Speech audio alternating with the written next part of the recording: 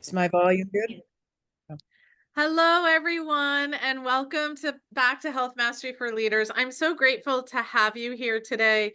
And, as you listen to each professional, practitioner, speaker speak from their heart, they're giving their time to you because the truth is they want to see you heal. They want to see you heal deeply, and they want to see you have a life where you get to thrive every single day. So if you keep that in the back of your mind, and as you listen to each of these speakers, they're going to take you on a journey and they may trigger something that you're like, oh, yeah, I forgot to do that. Or, oh, I've never heard of that. Like, I get to dig deeper on that, And right before I started the recording, Connie and I were talking about that as well.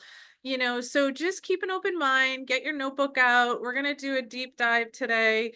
I want to welcome Connie Stram to the stage, and she is going to be with us. And Connie, welcome. Thank you, Holly. It's an honor and a blessing to be here with you today. Connie is going to do a deep dive into diabetes and reversing insulin resistance. But before we get there, I want to introduce her in an official way, right? Because we all work hard for what we're doing and who we're working with and all those pieces of the puzzle. And we just didn't show up and start talking about what's on our heart and mind. So, Connie is the author, co author, or ghostwriter of over 20 health and wellness related books, as well as a health coach and a prophetic healing prayer minister. She loves helping people to find freedom from disease, emotional wounding, and spiritual bondage by providing cutting edge healing solutions through her books, her coaching services, and prayer ministry sessions. As part of Connie's work, she has collaborated with some of the world's most gifted healers and integrative medicine doctors to write books on Lyme disease, cancer, chronic fatigue, nutrition, and even environmental illness. So many other topics she talks about as well and works in the healing modalities. These books that she's written or co authored have reached thousands of people worldwide. And to learn more about Connie and her work, go to conniestrysham.org, which remember, everybody, that will be on the dashboard for you. So, in order to get started, let's talk about Connie reversing insulin resistance and pre-diabetes, as well as diabetes as a Mm. spirit, soul, body strategy for wellness. So, most of us realize that sugar and a poor diet can throw off our sugar imbalances. But really, the truth is hypoglycemia, insulin resistance, hemoglobin A1C imbalances, everything can be off, and many people don't even realize it. So let's talk a little bit about that. Yeah, Holly, this is a topic that's actually very near and dear to my heart because I became sick from chronic Lyme disease 20 years ago. And with that came a lot of metabolic dysfunction, which I didn't realize was a problem. I thought, oh, I just have some infections. I have to get rid of those. But I learned over my many years of experience in researching medicine that I was actually dealing with a bigger problem than just Lyme or a blood sugar imbalance. My whole body was sick because of stress. And I want to just start by saying that a poor diet is a form of stress, right, for the body. Anything that causes inflammation in the body has the potential to also affect blood sugar. And so most of us, when we think about metabolic dysfunction or we think, about our blood sugar or having diabetes, when we think of this, we think, oh, we've got to exercise more, we've got to improve our diet. And those things are very, very important because diet and exercise do affect our blood sugar. And especially now that, we're coming into the holidays, we really want to think about what we're eating because, yeah, it's great to have a piece of pumpkin pie at Thanksgiving or, some treats at Christmas, but I just want to encourage everyone to, think of have desserts that are made with stevia or monk fruit or something that's not going to raise your blood sugar. And because we work hard the whole year to be well, and then you get into the holidays and a lot of people fall apart and then they have to lose weight, in January, go to the gym, and it's kind of like this vicious cycle. So So the first thing I just want to say is, consider what you are eating around the holidays and the activities that you're partaking in, and maybe some alternative solutions to, high carbohydrate foods. But also consider stress, because stress is really the underlying reason for blood sugar imbalances, whether you have hypoglycemia, prediabetes, or diabetes. And so, yeah, and the reason that is because when we're under stress, our bodies secrete cortisol, all of the basically the stress hormones. And when you secrete stress hormones, your body also it messes up, it interferes with insulin signaling. So insulin is a hormone that our bodies use to shuttle glucose into the cells, right? And so, but when you're under stress and your body is secreting cortisol, which is a stress hormone, what that does is it raises your blood sugar. And in the short term, that's not a big deal. But if you live under chronic stress, in a state of stress, then you're constantly releasing, your body's continually mobilizing glycogen from the liver. Your body thinks you're fleeing from a tiger. So your bloodstream is, it gets flooded with blood sugar, and then that's one thing that leads to diabetes. And so anyway, I'll pause there for just a second, let you respond. But yeah, I want to talk about some factors too that cause us to be in a state of stress. So Yeah, and stress is, I don't think people understand, like, just really how you mentioned, like, if I need to run away from a saber-toothed tiger, that's when mhm. cortisol should be released so that everything goes to the organs and we can like get out of Yeah. dodge and we can Hmm. survive and we Hmm. can live. Or back in the day, our ancestors, if they were out like, foraging for food or whatnot, and they heard a sound, and that should be stress in a good way, and cortisol should be Yeah. released, right? But Yeah. like Connie's saying, and I say this all the time, like people are living in this stress response 24/7, Yeah. and that totally throws off your metabolism and all of Hmm. your hormones, right? Because your Hmm. backbone of cortisol Yeah. is Yeah. cholesterol. And if cholesterol is going to feed into cortisol, how can it help your other hormones that you really need to function?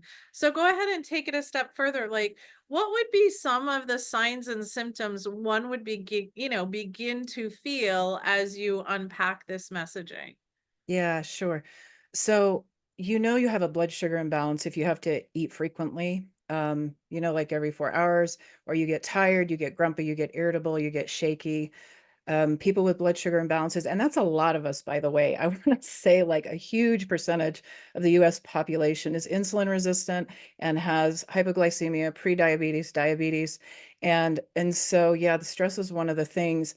But yeah, so I'm sorry, where was I was going with that? We were asking You were about. talking about some of the symptoms of blood Yeah, sugar yeah, imbalances where sorry. you So that mentioned was yeah. irritability. So that Yeah. was I was thinking of the whole thing. So, yeah, so, weight gain, especially in the abdomen, is a sign of this. When you well, and then your blood sugar, like markers on lab tests, if your, H1AC is high, if your, glucose is high, your insulin is high. Because a lot of people here's the thing, a lot of people have a normal or high normal fasting glucose, but they have high insulin. And they don't know that because insulin is not something that most doctors typically test for, right?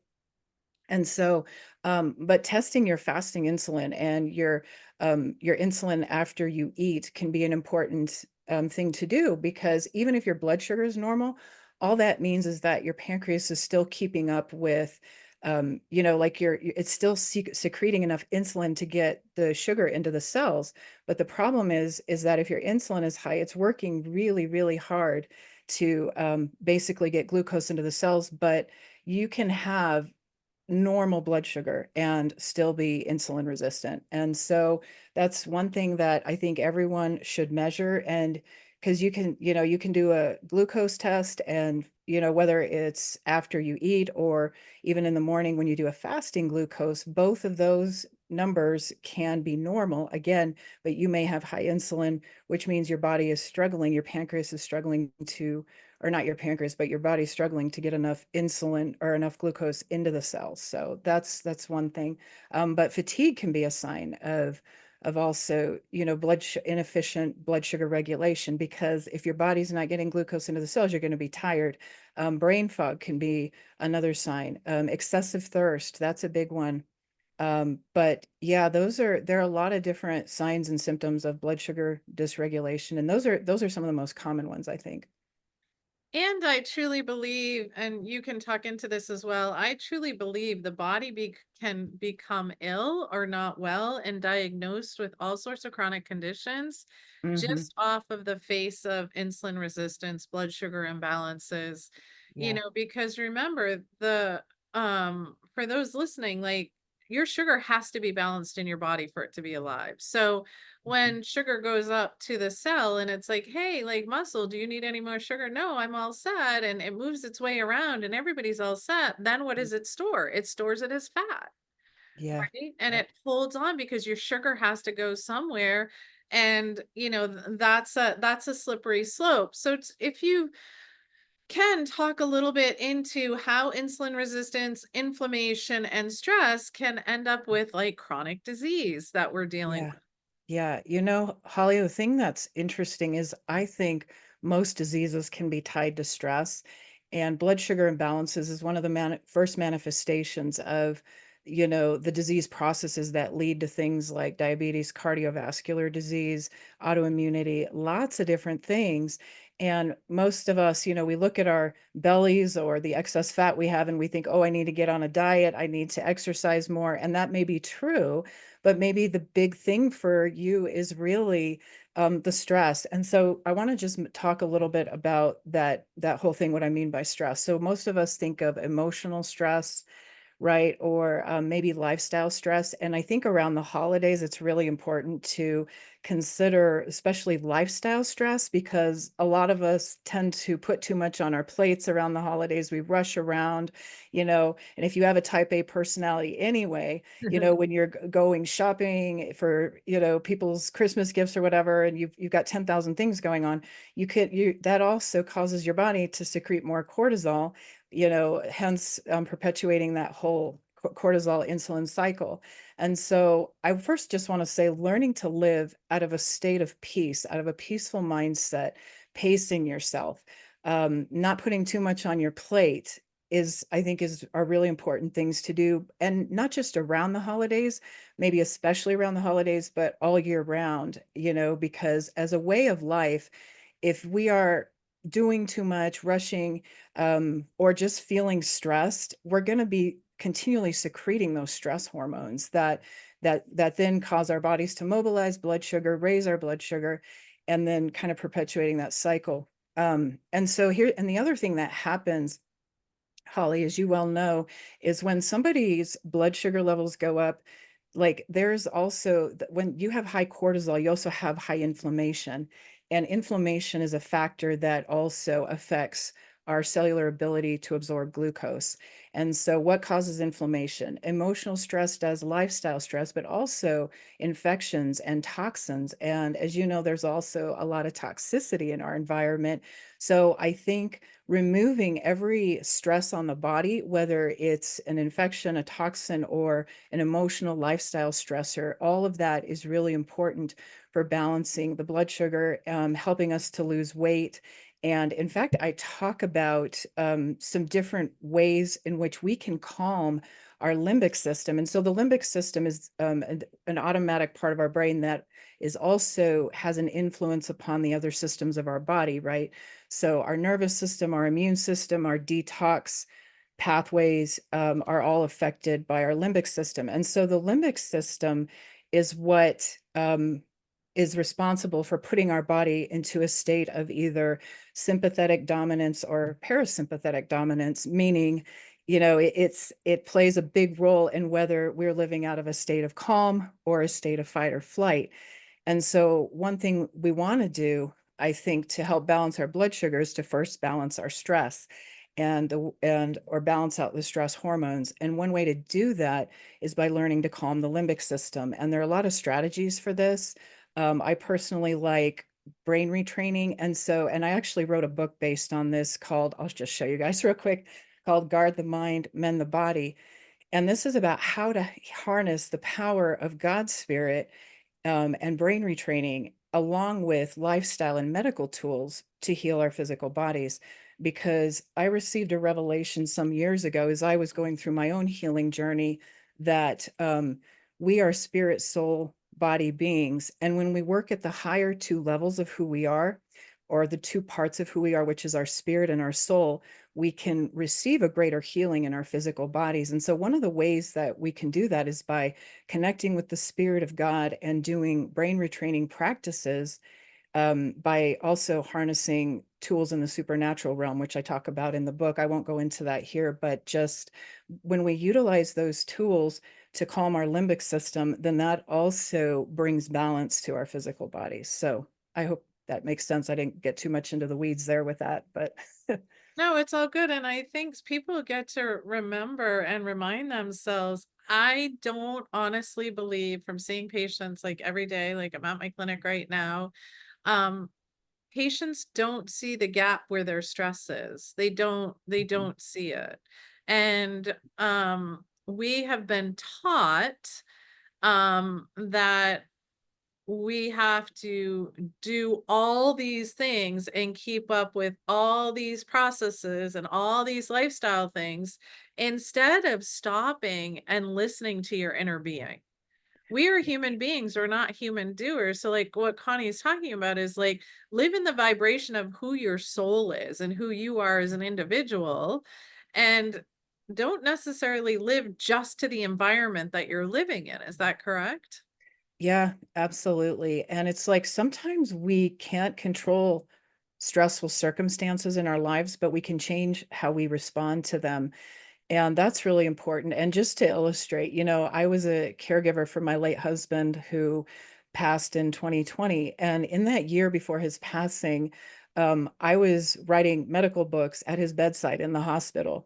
And let me tell you, like, I put on some pounds in my gut that year because I was constantly rushing around taking care of him while I was also writing medical books. And so that was really hard on my body. I didn't know what else to do at the time, obviously. And we all have seasons like that that we really can't do much about, but we can, change how we respond physiologically to those stressors. And so at some point, I had to tell myself, like, watching your husband decline is one of the most difficult, stressful events you can ever go through. But I thought to myself, I'm not going to survive this if I don't learn how to calm my limbic system and not go into fear in that stress response every time, something would happen to him. And that was not easy. But I was actually doing brain retraining at the time that he was declining. And what I learned was that I did have to grieve what was happening to him, but I compartmentalized it. And so I would, take an hour of the day to cry, to pray, things like that, and just let out the emotions. But the other 23 hours of the day, I tried to live out of a state of positivity and calm, no matter what was happening in our lives at that moment. But anyway, that's one aspect of actually balancing your blood sugar is just learning to, implement those brain or mental retraining practices to calm your whole system. Because the other thing is that, when your limbic system is calm, then your body also detoxifies more effectively. So, toxins, pathogens, whatever. But I was going to say also, Holly, there's stressors like when you're around the holidays. Another thing I think we don't do as well as sleep. And and so I think when you don't get enough sleep, that also imbalances your hormones. It stimulates your hunger hormones, and that too can affect your blood sugar. So anyway, that's kind of segueing into another area. But I think one of the things we overlook is sleep. And during the holidays, and there's a lot of parties and stuff like that, or you just get real busy, maybe you don't get the rest you need. And so that's another thing I think we want to look at as well. And one of the biggest things that people don't think about with sleep is everything you eat every day and how you treat yourself throughout the day is going Mhm. to almost speak into your deep REM sleep, right? Yeah, So if you're living off one meal a day and it's processed foods and sugary foods, and then maybe you go out for, with friends or whatever for a function and you have a glass of wine or mm, whatever, and then you try to go to sleep, it's like there's a lot of sugar in your body. And, mm, when Connie was talking about cortisol, cortisol should be high in the morning. It drops off. Then we have a little bit of a blip and then it drops off. Then melatonin kicks in. Melatonin's like your mm, yin, your sleep. And it says, okay, it's time to shut off and go to sleep. Now your body rests. Well, if your blood sugar drops too low, that comes back to balancing blood sugar, yeah, and your hunger hormones kick in or how whatever happens, and then you wake up and you can't go back to sleep. That is stress as well. And like Connie's saying, your whole body detoxifies and the brain detoxifies, which we've only known over the last 10 or 12 years, when you are sleeping and resting. And probably, like you're saying, the parasympathetic yeah. system and the limbic system are in a state of restful, and you can receive more and be more creative and open when you wake. Yeah, no, and I'm glad you mentioned that, Holly, the glymphatic system, which is right, that system where in that's part of your well, it's like where the brain detox is, right? And so, yeah, I think that that's really important, and I wanna say that I kinda tested the whole what happens to your body after you have a drink, and I don't really drink much at all, but recently, I went out for a cocktail, and I didn't sleep well that night, and then I have one of these little Aura rings, right, where you can check your biometrics, and the next day, I looked at my sleep and I thought my deep sleep was like a half an hour, and normally needs to be at least an hour, and I was like, "That was because I had a drink," Yeah. and so, that's an example of that, and I'm not telling people drink or don't drink. I think it's, Right. some people can handle a drink once in a while and stuff, but I think we have to be aware of the things that trigger our bodies. And maybe for some of you guys, it's not sleep. Maybe it's a relationship. Maybe, you have relationship stress. And that's the thing that can also raise our blood sugar because if you're in a contentious relationship or that a relationship that causes stress in some other way, that stress too can affect, put you in that whole fight or flight state that increases your blood sugar. So Connie, like we've talked a lot like here. How can one how can somebody think about healing the cells and really balancing, like, what would you say to somebody that, okay, I think I have insulin resistance as you're talking, and I think I'm not sleeping well as we're doing this interview. Mhm. Like, how could one start to address this scenario, and kind of what does that look like? Yeah, sure. And by the way, I did just want to quickly mention one other source of that can cause blood sugar imbalances, and that's electromagnetic fields. Mm, And there's been a lot of actually research on this showing that there is a link between higher blood sugar levels and using like a cell phone for an extended period of time or a computer. And so that might be something for some people to look at. And for that kind of thing, there are EMF protective devices, like grounding mats. There are wristbands you can wear, grounding wristbands, things like that. I used to wear a grounding wristband whenever I'd work on the computer. So that's one way to address that component of it. But as for the other things, because blood sugar imbalances are they're multifactorial. And, in today's world, like, okay, I think our grandparents used to, if they ate cookies, they didn't have the same rise in their blood sugar as we do today. And that's just because of our environment, because of the toxicity, I think because of our pace of life, the way we live today. And so I want to say what I do is I promote a top-down approach to healing, which basically involves cultivating the health of your spirit, healing any wounds in your soul, learning to live out of a balanced, peaceful mindset, and then implementing lifestyle tools, such as making sure you get enough sleep and making sure that you're on a healthy, low glycemic diet, and low glycemic meaning low sugar or low carbohydrate. And again, around the holidays, we know that's challenging, but sometimes you can, maybe if you're going to a gathering, you can make some sweets made from stevia and monk fruit, and those desserts and treats can taste just as good as something that has sugar and a lot of carbs. So, obviously we don't want to forget the food component of things, but also exercise helps insulin resistance, helps to reverse it. And also on the topic of food, you want to have foods that anything that isn't going to cause inflammation in your body. So foods that we're sensitive or allergic to will cause our bodies to become inflamed, and that too can affect blood sugar. So that's just another comment along those lines. And then other than that, yeah, just being in life-giving relationships. I think that's something we really have to just consider as well.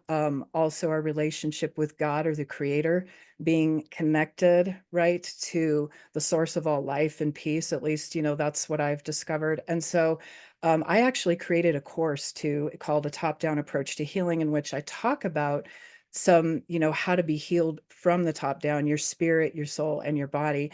And I think a lot of what I share in that course can be really helpful for also balancing out your metabolism, because it's not just blood sugar or insulin, it's the whole metabolism, right? Because when you've got cortisol and insulin imbalances, you've also got imbalances probably in the other hormones. So we want to take a whole body approach to balancing blood sugar. And for me, I think the core of that is just resolving any source of stress in your life. Yeah, so good. And I just also believe that we have come so far away from nature. Hmm. And, nature truly cures and nature Yes. truly heals, but we've got to step back into it. All these materialistic things that everybody wants and all these, gadgets and, blue lights. Like I always wear glasses when I'm on the computer. It has nothing to do with I can't see. It's because they're blue light. I want my eyes. Yeah. Yeah. So many people won't wear them because of what they'll look like. Like at that point, I care more about my body, but all these small steps and returning yourself back to nature, including relationships and including like during the holidays, there can be times when you can get emotionally disrupted and then tend towards emotional eating. And Hmm. so maybe figure out a tool for yourself that could work to help you keep your blood sugar in check, so that you're aware of, the first key, I believe, is being aware of knowing when your blood sugar drops or when your blood Yes. sugar spikes and being aware of the foods that work best for you. And all of us that you're here speaking on this entire Health Mastery for Leaders Summit is all a proponent of finding what works for you. Yeah. So, Connie, thank you so much for sharing that information. And you are genuinely like so giving, and you're going to be providing two gifts for the audience. Could you please share about each of those gifts? Yeah, absolutely. Thanks, Holly. Well, and the first one is a book that I wrote a few years ago called Beyond a Glass of Milk and a Hot Bath. It's advanced solutions for insomnia for people with degenerative diseases. Although anybody who struggles with insomnia, I think, can benefit from this book, because that was one of my biggest struggles. And so in it, I go into some in-depth tools for resolving insomnia. And it's a full-size book. It's 120 pages. And people can download that from my website at conniestrassheim.org. And then that, as you resolve your sleep issues, that will also help your blood sugar. And then the other one is it's a shorter downloadable book called The Top 12 Causes of Weight Gain and Chronic Illness and What You Can Do About It.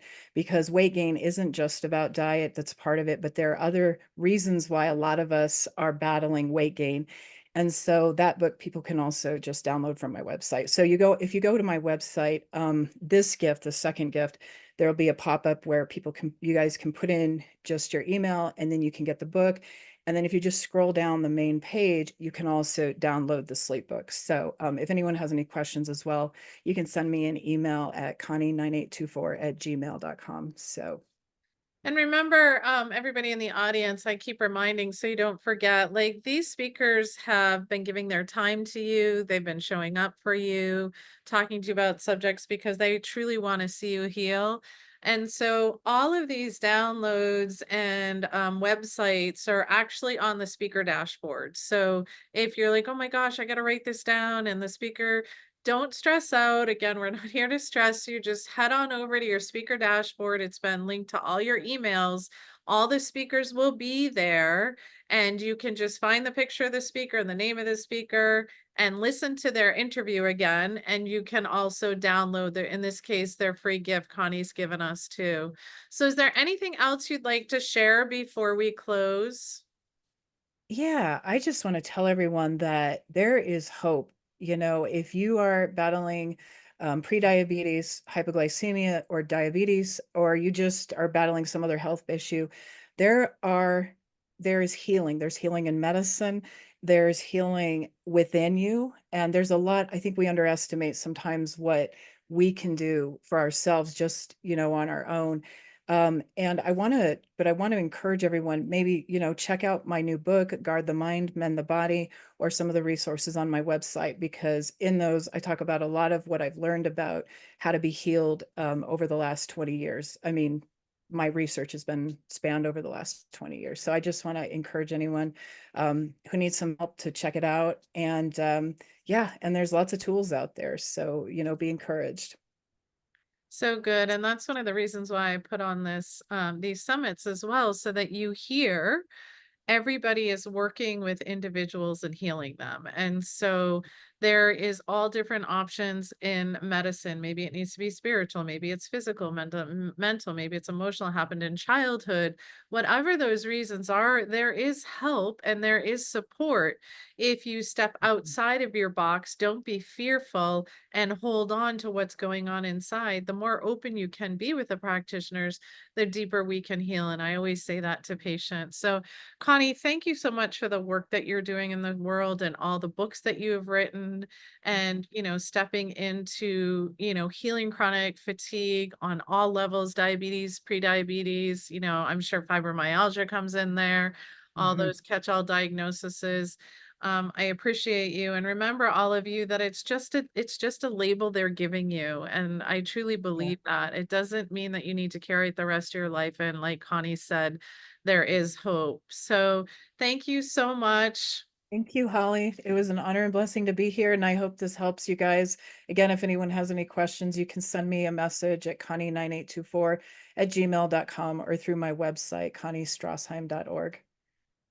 Awesome. And thank you for another interview with Health Mastery for Leaders. We're here to crush your sugar cravings, step into the holidays in a body that you love, and truly thrive and enjoy your life. So until next time, have an amazing day.